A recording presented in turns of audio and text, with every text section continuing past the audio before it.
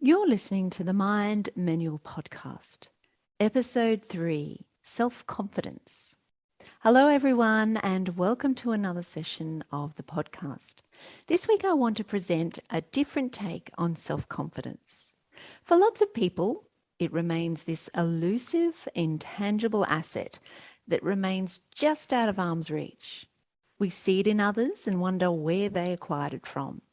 And if anyone did try and sell it, we all know there is no amount of money that could ever buy it, which all points to the telling tale that the only place you can find it is within.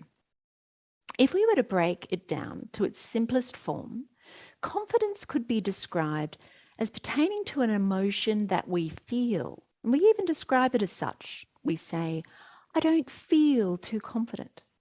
But the confusing part is that we think a feeling comes from outside of ourselves, that it's our external circumstances or another person and what they're doing or not doing that is determining how we feel, which has us putting our emotions at the mercy of our circumstances or in the hands of others. And we wonder why we feel out of control with life. When we set it up this way, we forever remain at the effect of and stuck in a victim role where life and other people are responsible for the way we feel. We keep missing the step or forgetting to pause and observe the part where we have a thought or tell ourselves a story of what that something means to us. We just think we're making an observation of the facts. But that's not the case. We're always seeing it through a filter or lens of our conditioned beliefs and past experiences. We then go and wrap it up in a projection from the mind in an attempt to provide some context and certainty about our environment and how we should view that person or situation, and whether we need to assess it as a potential threat or deem it as a safe space to be. So it's our thoughts that we unconsciously assume is a narration of the facts that are actually responsible for inducing our emotions. Our emotions and feelings are merely a biochemical and bioelectrical byproduct of the brain that we feel in the body from the release of specific neuropeptides and neurotransmitters in response to thoughts and perceived threats that our mind will throw at us. The problem is that these thoughts are largely on autopilot. We're conscious of only 5% of our everyday mental activity, which is why it can feel like life is just happening to us. It's as if the other 95% of thoughts were put there by default and are just part of our makeup, or more insidious than that, is if they're quietly running in the background and we have no conscious awareness of the program we're running. Becoming aware of our own programming and patterns that we've entrenched into our own lives is the first step in becoming a conscious creator and choosing to have confidence in ourselves. If you want to know why you don't have self-confidence, go and write down all the thoughts you say about yourself in any situation. Try and dig out the insidious, snide remarks and the seemingly innocent ones that appear as if you're just reporting the facts or making statements about how it is. And if you were to transfer ownership of all those thoughts and attribute them to coming from someone else, and had that person follow you around wherever you went, and they recited them all to you as often as you do, how would you feel about yourself? A bit deflated? A bit down on yourself? It's easy to see why you might not be feeling too upbeat or confident about yourself. And also, how would you feel towards that other person saying all those things about you? I doubt you'd be putting your hand up for them to keep hanging around with you. That person is you, and we wonder why we can't stand ourselves sometimes. Our self-confidence can only come from the thoughts that we consciously choose to think about ourselves. And if it's done consistently enough, it will become our mantra or creed that we have about ourselves, which becomes an embedded default pattern and way of being. This is how you nurture confidence within. It's about being there for you and having your own back. In being your own cheerleading squad during the times you would otherwise tear yourself down for not getting it right or failing to show up or do the thing you promised yourself. We think that hating on ourselves will make us pick up our socks and do it better next time, or shame us into losing that weight that we feel so disgusted with because we didn't have the discipline and instead we opted for the pleasure hit in the moment. But what it's really doing is depleting our own self-confidence even more, which makes us feel like we don't matter, or what's the point? And then we're even more compelled to do the thing we're so disappointed in ourselves with, because it's the only part in our day that provides us with a sense of pleasure or relief from having to feel the pain from our own self-loathing and judgment, albeit fleetingly. And so the vicious cycle continues. And then we wonder why we feel unworthy and undeserving and crave self-confidence.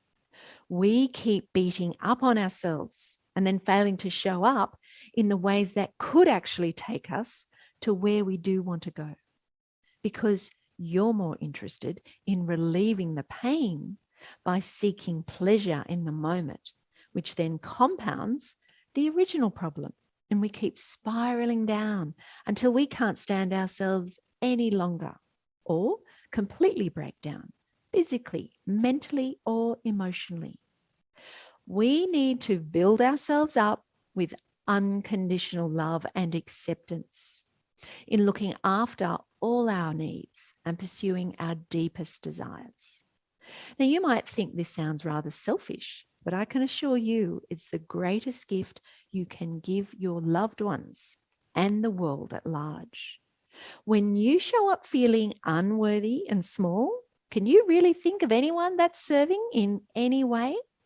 As opposed to the practice of love and acceptance, if you can practice that for yourself, then you have it to give others.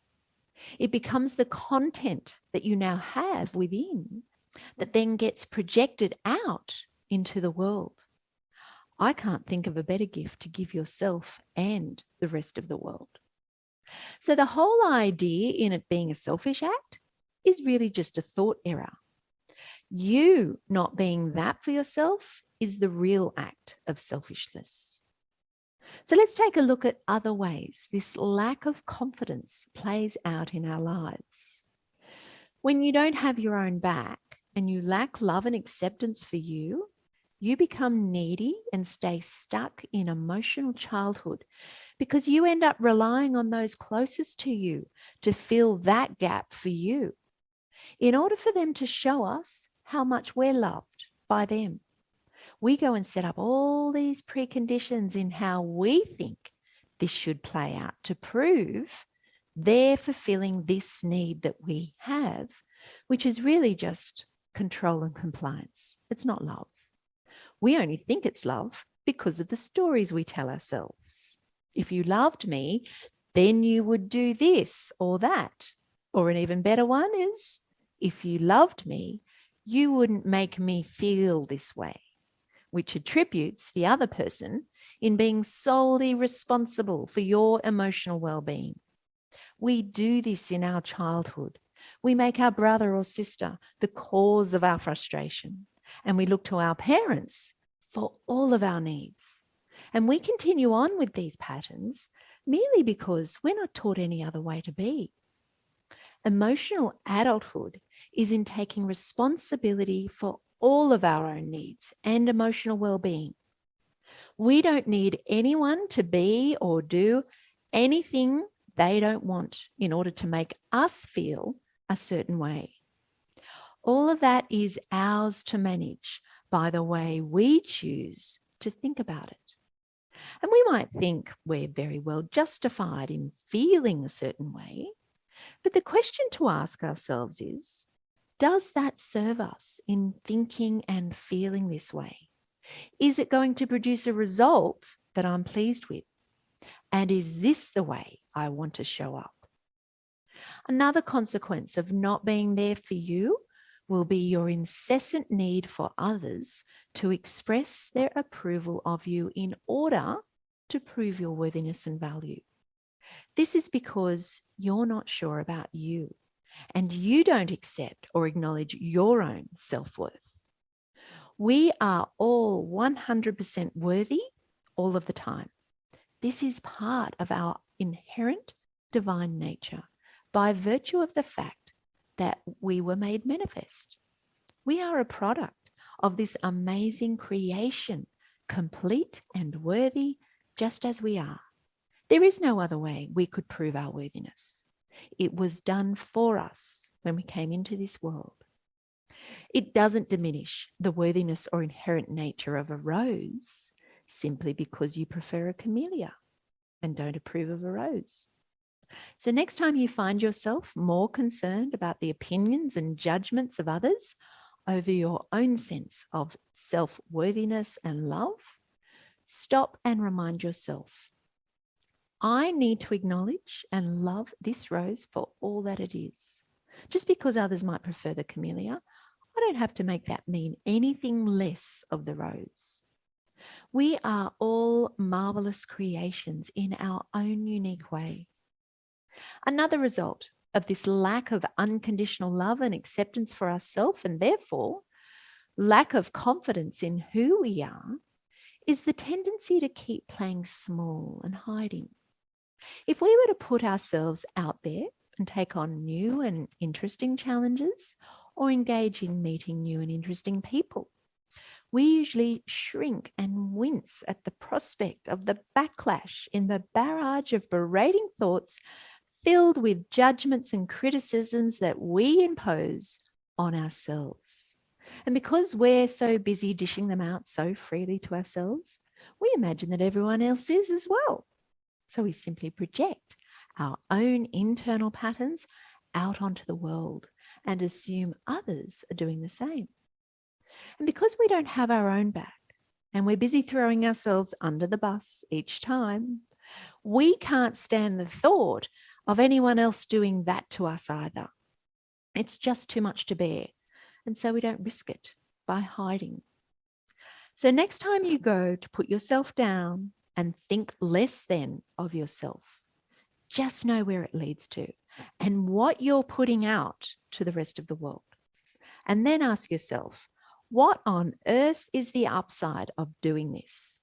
There is so much to gain from choosing to step into the place that only your shoes can fill. Isn't it time that you embraced your inherent worthiness and accepted this amazing creation that you are amongst this field of flowers that all have their own inherent beauty and amazing diversity? This is the journey of the Mind Manual podcast.